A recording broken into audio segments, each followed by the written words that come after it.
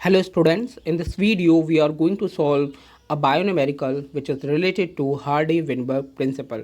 So student Hardy-Weinberg principle से related बहुत से क्वेश्चंस आते हैं, बहुत से पैटर्न में क्वेश्चन आते हैं, बट फिलहाल मैं यहाँ पर आपसे एक क्वेश्चन शेयर करने वाला हूँ जो कि Hardy-Weinberg प्रिंसिपल पर बेस्ड है. सो क्वेश्चन है आपके सामने, you have a sample A population in which you know that the percentage of the homozygous recessive genotype small a is 36%.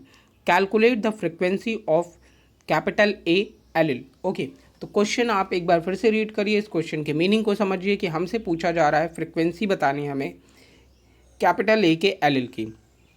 Okay यहाँ पर 4 ऑप्शंस हमें दिए गए हैं और वो 4 ऑप्शंस हैं.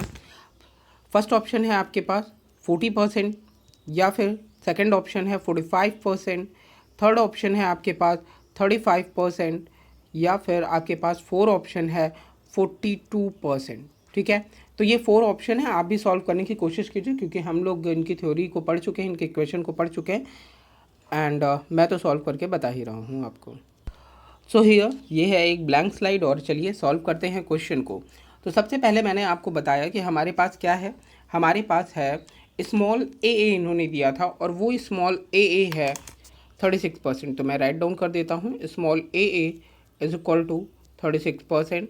इन्होंने हमसे पूछा क्या है, इन्होंने हमसे पूछा है कैपिटल ए की फ्रीक्वेंसी, मतलब ये है आपके पास क्वेश्चन मार्क.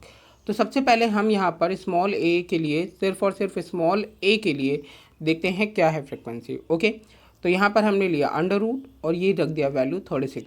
अब जब हम इस अंडर रूट को सॉल्व करेंगे तो हमारे पास small A is equal to क्या आ जाएगा 0.6. क्लियर. तो हमने यहाँ पर स्मॉल ए के लिए वैल्यू कैलकुलेट कर ली है, इस वैल्यू को भी हम रखते हैं अपने पास. ठीक है, नेक्स्ट वन. उसके बाद अब हम जानते हैं according to Hardy Weinberg principle P plus Q is equal to 1 होता है. ठीक है, अब हमारे पास यहाँ पर Q की वैल्यू आ गई है. ठीक है, स्मॉल ए एलिल्स की वैल्यू आ गई है, कैपिटल ए की वैल्यू नहीं है हमारे पास. तो हम इसे मेंशन कर देते हैं. तो P plus 0.6 is equal to 1, ये आ गया हमारे पास. क्या हम इसे ऐसे भी राइट कर सकते हैं, P is equal to 1 minus 0.6.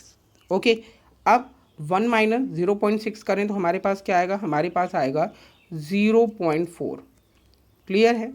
Then उसके बाद अब इस 0.4 की फ्रीक्वेंसी अगर हम निकालें तो हम बोलेंगे 0.4 इंटू 100. अब हमने इसे इंटू कर दिया, मल्टीप्लाई किया तो हमारे पास अब क्या आ जाएगा 40%. तो हमने देखे कितने इजी वे में इस क्वेश्चन को सॉल्व कर लिया और आखिर यही तो था हमारा option number first. So option number first हमारा क्या था 40%.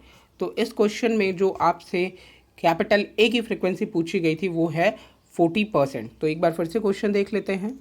सो हियर माय स्टूडेंट, जो क्वेश्चन था कि you have a sample A population in which you know that the percentage of the homozygous recessive genotype is 36%. Calculate the frequency of capital A allele. तो हमने यहाँ पर अभी frequency calculate की है और वो कितनी है 40%. तो हमारा आंसर कितना आ जाएगा 40%. होपफुली आपको ये वीडियो की हेल्प से पैटर्न समझ में आएगा कि हाँ हार्डी-वेनबर्ग के प्रिंसिपल में क्वेश्चंस कैसे आते हैं, हम इन न्यूमेरिकल्स को सॉल्व कैसे करेंगे. इसके और भी पैटर्न्स हैं और वो भी मैं शेयर करूँगा आपसे. Thank you.